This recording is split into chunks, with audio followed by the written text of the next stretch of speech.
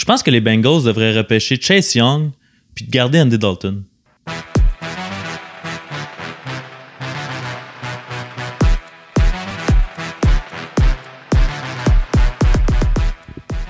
Ben non, Joe Burrow, c'est the real deal.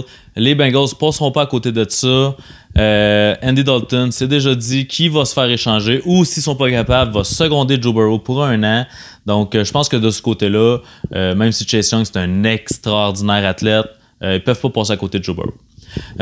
Pour ce qui est de leur O-line qui a vraiment besoin de upgrade, on le sait très bien. Premièrement, le premier upgrade va venir de Jonah Williams, qui est leur tackle recrue, qui n'a pas joué du tout en 2019 parce qu'il était blessé. Donc, c'est un choix de, je pense, c'est 13e overall en 2019. Déjà là, ça va faire du bien. Puis, ils n'ont rien fait, sauf l'attente. Ensuite, est-ce que Billy Price va reprendre son rôle de centre numéro 1, lui qui était leur recrue de première ronde en 2018? Reste à voir, mais s'il est capable de performer à hauteur des attentes, ça va vraiment faire du bien. Trey Hopkins pourrait retourner garde, qui est leur meilleur O-line, à mon avis, intérieur du moins. Mais il y avait quand même besoin d'aide extérieure. Donc, ils ont signé Xavier Su'a-Filo. Xavier Su'a-Filo, qui était un backup aux Cowboys les 2 dernières années. Il a starté 2 ans avec les Texans. Je pense qu'il va starter parce qu'il y a des trous sur la O-line des Bengals, mais c'est vraiment pas une belle option, c'est pas une bonne option, mais quand même, il fallait qu'il amène un petit peu de viande sur cette O-line-là. 3 ans, 3 millions, donc ça veut pas dire qu'il va starter automatiquement, mais la porte est ouverte pour lui.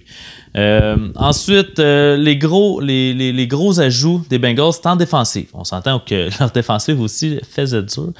Plus gros morceau, DJ Reader sur la D-line qui va venir jouer à côté de Geno Atkins. Ça va être excellent dans le milieu.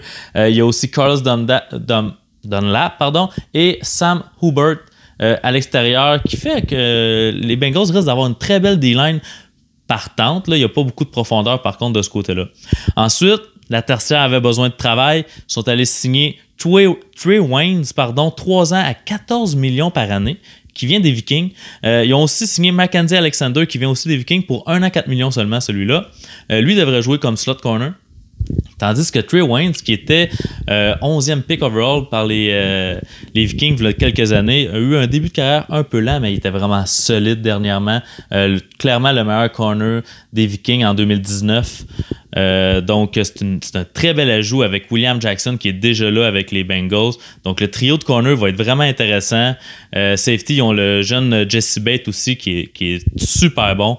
Donc, je pense que ça va faire du bien à la défense des Bengals. En tout et partout, il y a aussi Von Bell, safety, qui va venir un peu seconder Jesse Bates, sinon comme troisième safety pour jouer plus proche de la boîte. Il est excellent pour faire les plaqués, pour jouer dans la boîte, un peu moins en couverture, mais quand même, Jesse Bates, lui, c'est le contraire, excellent en couverture. Donc, je pense que ce duo-là aussi va être impressionnant. J'aime beaucoup la défensive des Bengals. J'aime beaucoup ce qu'ils ont fait avec la défensive des Bengals.